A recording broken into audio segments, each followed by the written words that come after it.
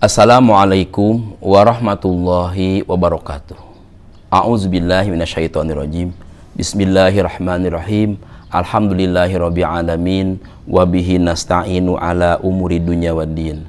Wassalatu wassalamu ala asyrafil anbiya'i wal mursalin sayyidina wa nabiyina wa rasulina Muhammadin sallallahu alaihi wasallam wa ala alihi wa ashabi ajmain, amma ba'd.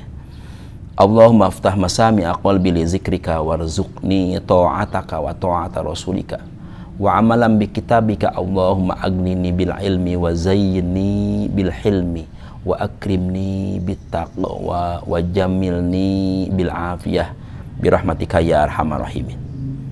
Para santri Sawilun Najah yang saya banggakan, yang saya dambakan, mudah-mudahan kalian bersama keluarga dalam keadaan sehat walafiat, selamat dan dilindungi oleh Allah. Kemudian kalian juga dalam keadaan soleh dan tawa kepada Allah Subhanahu wa Ta'ala. Para alumni dimanapun berada, alhamdulillah kita bisa bergabung bersama-sama para santri yang masih aktif melalui pengajian kitab-kitab yang ada di pesantren kita. Marilah kita lanjutkan pengajian kita pada malam Selasa yang lalu, yaitu pengajian kitab Muhtarul Hadis. Sekarang kita lanjutkan lanjutkan hadis berikutnya. A'udzubillahi minasyaitonirrajim. Bismillahirrahmanirrahim. Abghadul halali illallahi at-talaqu. Sesuatu yang halal tapi paling dibenci oleh Allah yaitu tolak. Jadi ini yang unik sebetulnya, halal tapi dibenci oleh Allah. Nah itu ya, biasanya kan yang dibenci itu yang haram gitu. Kalau yang haram mah sudah ilaha, dia pasti dibenci oleh Allah. Ini yang halal dibenci oleh Allah. Saking ya, satu sisi memang secara hukum halal, tapi sisi lain Allah tidak senang. Kenapa? Berarti di balik hal itu banyak hal-hal yang tidak baik.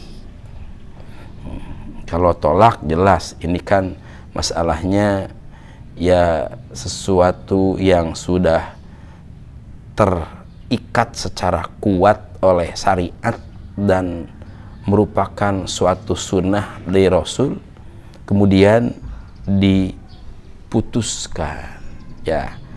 Kalau itu memang sudah menjadikan sebuah rumah tangga yang dibangun dengan berbagai perjuangan, terus tiba-tiba mesti harus berantakan, ya pasti ada hal-hal yang memang berakibat bagi orang-orang yang bersangkutan. Maka sebetulnya diusahakan itu memang tidak terjadi, walaupun halal tapi Allah benci. Namanya benci, namanya Allah murka, pasti tidak ada nilai plusnya. Nah murka itu nggak ada nilai plusnya.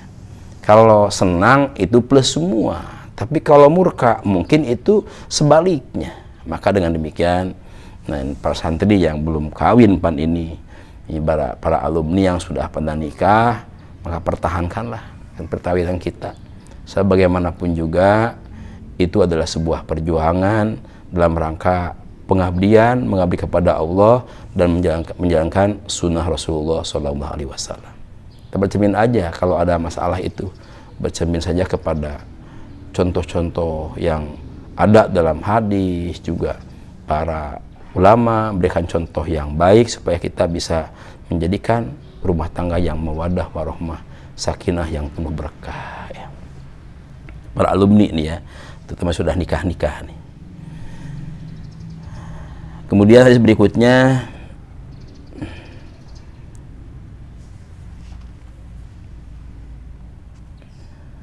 Atani Jibril, datang kepadaku malaikat Jibril. Faqala, dia bersabda, dia berkata, ya Muhammad, ishma syi'ta fa innaka mayitun wa ahbib ma syi'ta fa innaka mufarraqatun wa'mal ma syi'ta fa innaka majziyun wa'lam anna syarafal mu'minina qiyamu bil lail wa izzahu istignahu anin nas. Atani, telah datang kepadaku Jibril, malaikat Jibril. Pakola, malaikat Jibril berkata kepada Rasul, ya Muhammad, wahai Muhammad, ish ma syi'ta fa innaka mayitun. Hiduplah kau semau kamu, karena suatu saat kau akan mati. Wa ahbib ma syi'ta, dan cintailah sekarepmu, fa innaka mufaraqatun, karena semua itu akan dipisahkan oleh Allah. Wa'mal ma syi'ta, beramallah sepuas-puasnya. Fa innaka majzi'un bihi, karena semua amal akan dibalas oleh Allah. Wa'lam anna syarafal mu'mini qiyamuhul fil lail, ketahuilah bahwa sesungguhnya kemuliaannya seorang mukmin itu qiyamuhu bilail, yaitu dia bangun di malam hari. Wa izzahu, dan kemuliaannya mukminin istighna'uhu anin nas, dia tidak menjadi beban orang lain, dia tidak bersandar kepada orang lain, tapi dia bertawakal kepada Allah. Nah, jadi dalam hadis ini yang jelas bahwa kita hidup ini jangan disia-siakan dengan berbuat kedurhakaan. Kenapa? Sebab yang jelas bahwa segala amaliyah kita akan dibalas oleh Allah. Kalau malaikat Jibril mengatakan wa'mal ma syi'ta fa innaka majziyun bihi, silakan kau beramal dengan sepuas-puasnya, karena amalmu akan dibalas oleh Allah. Ya, kita kalau mengharapkan balasannya yang positif, ya amalnya yang soleh. Kalau kita berharap amalnya yang, ya saya kira nggak bakal ada itu orang-orang yang mengharapkan sesuatu yang tidak menyenangkan, walaupun pada dasarnya itu banyak sekali. Kalaupun ditanya secara lahiriah, lisannya mengatakan ya pasti dia ingin ke surga bahkan, tapi amalnya gimana tuh? Kok maunya ke surga, sholat kagak, puasa tara? Nah itu kan tidak sesuai keinginannya dengan amaliyahnya. Maka di sini malaikat Jibril dan Rasul mengatakan, ya beramallah, karena kepada Rasul mengatakan majziyun bihi, kepada Rasul mah tidak ada yang salah kan amalnya. Beramal sepuas-puasnya, karena amalmu akan Allah balas. Bahasan itu kalau untuk mukminin berlipat-lipat, pahalanya bukan hanya satu jadi satu, tapi pahalanya satu minimal jadi 10, jadi 700, jadi 70.000, sampai ke akhirnya tidak terhitung lipatannya sesuai dengan keikhlasannya. Maka dengan demikian bahwa kita ini, kalau ini kepada Rasulullah, malaikat Jibril, bagi kita sebagai pelajaran, kita beramal jangan merasa lelah, merasa puas, nggak cukup dengan amal yang ada, karena belum tentu amal kita lakukan itu diterima enggak sama Allah. Kalau Rasul yakin diterima oleh Allah Rasul. Kalau amal kita diterima sama Allah nih, jangan-jangan amalnya banyak tapi nggak ada yang baik. Emang kok harus baik? Iya. Coba di dalam Al-Quran surah Al-Waqiah, Allah mengatakan bahwa khalaqal mauta wal hayata liyabluwakum, Allah menciptakan mati dan hidup ini liyabluwakum ayyukum ahsanu amala, kau menguji kepada kamu sekalian siapa di antara kamu yang paling baik amalnya. Jadi baik ini yang penting. Ya baik banyak, luar biasa. Ini udah sedikit nggak baik lagi. Wah, nih. Kalau nggak baik banyak pun nggak seberapa. Tapi kalau baik sedikit pun juga luar biasa. Apalagi ya banyak yang baik, yang istimewa. Jadi kita beramal diusahakan yang baik.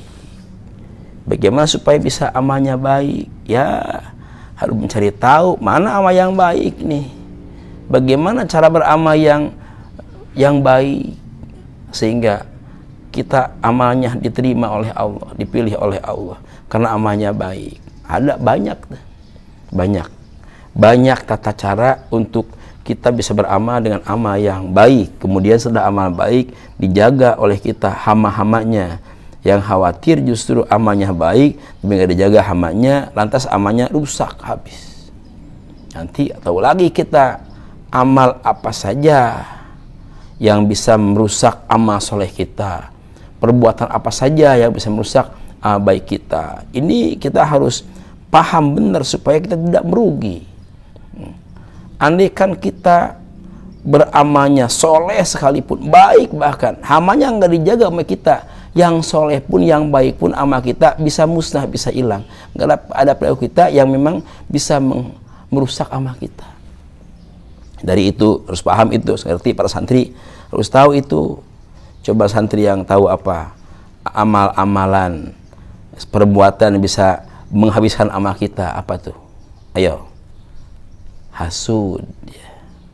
Jadi kita ada di depan ayat hadis hasud. Sampaikan orang yang beramalnya baik banget, soleh amalnya luar biasa, ada hasud, maka musnahlah semuanya. Dalam hadis, ibarat api yang besar membakar kayu bakar, habis dilalap api. Itu mencerminkan bahwa hamanya amal ini adalah hasud. Jagalah hati, jangan sampai ada hasud sedikit pun. Kenapa? Hasud itu merugikan kita dunia akhirat. Hasud ini dalam bahasa kita SMS, senang melihat orang susah, susah melihat orang senang. Hati, kalau di hati ada itu, berarti kita terjangkit penyakit hasud. Terjangkit kita oleh sikap-sikap hasad. Wa'lam anna syarafal mu'mini qiyamu bil-lail. Ingatlah bahwa kemuliaan orang mukmin itu adalah gemar bangun di malam hari. Maka dengan penyataan lain ada penyataan qiyamul lail wa nasun nuyam, bangunlah di tengah malam di mana orang-orang sedang tidur lelap. Jangan sebaliknya, orang bangun kita tidur, atau yang ilaharnya bangun tidur kita tidur. Bangun tidur kita tidur, itu ilahar. Yang paling parah batur bangun kita tidur. Nah, yang diharuskan di sini adalah kita bangun di manakala orang tidur. Di dalam Al-Majmu ayat juz ketiga, juz ke-5 diterangkan bahwa orang yang bangun di tengah malam itu ibarat kebun pohon yang gersang semuanya pada kering. Nah, ada satu yang hijau dan rindang. Itulah dia ibarat orang yang bangun di tengah malam. Bukan bangun saja, tapi bangun melaksanakan ibadah kepada Allah Subhanahu wa Ta'ala. Karena ada juga riwayat yang lain bahwa malaikat Jibril setiap malam berkeliling melihat kepada rumah-rumah mukminin, barangkali ada sedang mengajukan permohonan kepada Allah. Nah, makanya di malam hari ini kalau kita berdoa beda rasanya, lebih khusyuk, lebih hikmat, karena malam hari yang hening dan rasa juga rasa yang hening, dan memang dipilih. Rasul kan diperintahkan, ya ayyuhal mujammilu qumil lail nisfahu. Yang paling hebat ya tengah malam itulah. Awin kusminhu auzid alaihi. Ya tengah malam kurang sedikit, lebih sedikit, itu yang istimewa. Nisful lail, ya. Ngantuk ya ngantuk, kalau nggak biasa ya pasti ogah lah. Tapi kalau santri insya Allah, maka tolong di rumah nih kepada ayah-ayahnya, mamah-mamahnya, tolong ibu-ibu, bapak-bapak, nih kalau di pondok santri di sini wajib harus tahajud, malam bangun. Nah di rumah juga tolong sama bapaknya, ayahnya, mamahnya atau kakaknya dibangunkan. Minimal bapaknya bangun anaknya, juga bapaknya ikut tahajud. Ya masa sih ibunya, ayahnya, bunyi anaknya, tahajud heula, tahajud ari bapak, atuh pebeureun bapak henteu tuh ujang-ujang. Enggak sampai begitu pasti ya. Ayahnya, mamahnya lebih dulu memberikan contoh terbaik kepada anak-anaknya. Jadi tolong, kalau di sini kalian sudah terbiasa bangun malam, di rumah pun tetap ama ini jangan dilepaskan. Sayang, kalian sudah mempunyai pembiasaan yang begitu mulia, maka jangan sampai dilepas. Kalau sudah lepas nanti memulainya sulit lagi. Kalau sudah yang kuat kita pegang, kita lakukan terus-menerus secara istiqomah, maka insya Allah bakal menjadi bagian dari pribadi kita. Maka kita akan mempunyai sikap yang terbaik. Tahajud adalah sudah malakatun fi nafsi, bagian daripada sikap pribadinya bangun malam, sudah tidak masalah lagi. Nah, itu pentingnya kita harus tuman tahajud tidak enak rasanya. Wa izzahu al istignahu anin nas. Dan kemuliaan manusia adalah dia istilahnya tawakalnya kepada Allah, tidak bertawakal kepada selain Allah. Ini luar biasa. Dia tidak bersandar kepada orang lain, dia tidak berharap kepada orang lain, tapi dia benar-benar bisa mandiri dalam segala aspek kehidupan. Ya kecuali dalam hal tertentu yang kemampuan kita ada beberapa keterbatasan, yaitu mohon bantuan kepada orang lain, karena hidup kita adalah senantiasa saling membantu dengan sesama kita, khususnya dalam rangka mengabdi kepada Allah Subhanahu wa taala. Itu saja yang mudah-mudahan ini menjadikan ilmu baik kita untuk senantiasa kita berusaha meningkatkan amal soleh supaya kita menambahkan ridho Allah Subhanahu wa taala. Dan jangan lupa sekali lagi bangun malamnya, karena tadi ingat wa'lam ana syarafal mu'mini qiyamuhu billail. Ingatlah bahwa kemuliaan orang mukmin itu bangun di malam hari. Kalian kalau ingin menjadi orang yang mulia, bangunlah di malam hari. Insya Allah kalian akan mulia di sisi Allah dan di sisi manusia, insya Allah. Terima kasih. Alhamdulillahirabbil alamin ala kulli hali wa ni'mah. Subhanakallahumma rabbana bihamdika asyhadu an la ilaha illa anta wahdaka la syarika laka astaghfiruka wa atubu ilaik. Wassalamualaikum warahmatullahi wabarakatuh.